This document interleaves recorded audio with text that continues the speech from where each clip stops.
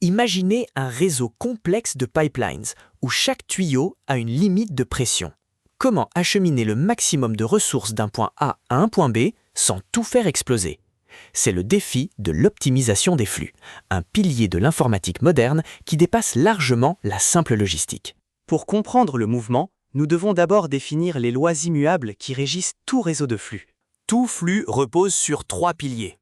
Premièrement, la capacité. On ne peut pas envoyer plus de liquide qu'un tuyau ne peut en contenir. Deuxièmement, l'antisymétrie. Un flux de A vers B est mathématiquement l'opposé d'un flux de B vers A. Enfin, la conservation. Ce qui entre dans un nœud doit en ressortir, sauf s'il s'agit de la source ou du puits. C'est la dualité max-flow-min-cat. Pour connaître le débit maximal possible, il suffit de trouver le goulot d'étranglement le plus étroit qui sépare totalement la source du puits.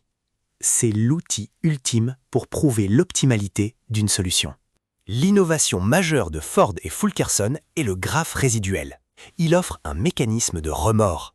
Si un chemin semble saturé, on peut envoyer du flux à rebours pour annuler une décision précédente et trouver un meilleur passage global. La méthode procède par étapes. On cherche un chemin libre, on identifie l'arc le plus faible qui limite ce chemin et on met à jour tout le réseau.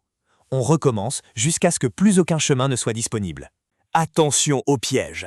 La complexité de Ford-Fulkerson est notée grand O de E fois la valeur du flot maximal. Si les capacités sont immenses, l'algorithme peut devenir extrêmement lent, surtout sur des structures en diamant où l'on n'augmente le flux que d'une unité à la fois.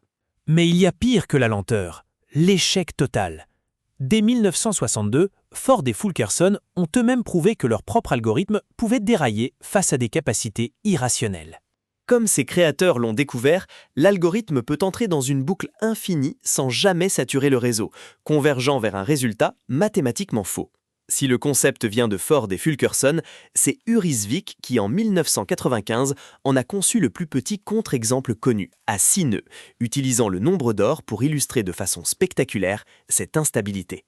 Pour corriger ces failles, on utilise des variantes. Edmund Scarp impose un parcours en largeur pour garantir une complexité indépendante des valeurs. Dinic va plus loin en utilisant des graphes de niveau pour saturer plusieurs chemins simultanément. Le couplage bipartie maximum est une application parfaite des flots. En attribuant une capacité de 1 aux arcs reliant la source aux éléments du premier groupe et à ceux reliant le second groupe au puits, on garantit qu'un élément d'un groupe est associé à un seul élément de l'autre. Le flux global devient alors le nombre exact de paires optimales formées. Et vision par ordinateur, la segmentation sépare l'objet du fond. On crée un réseau où la coupe minimale définit la frontière parfaite, là où le contraste est le plus fort et le flux d'incertitude le plus faible.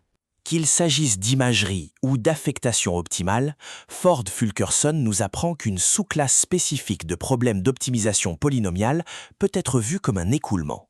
Il serait abusif de dire que tout problème de contrainte s'y réduit, la plupart des problèmes NP difficiles faisant exception. Néanmoins, maîtriser le flow, c'est maîtriser une structure puissante de modélisation algorithmique.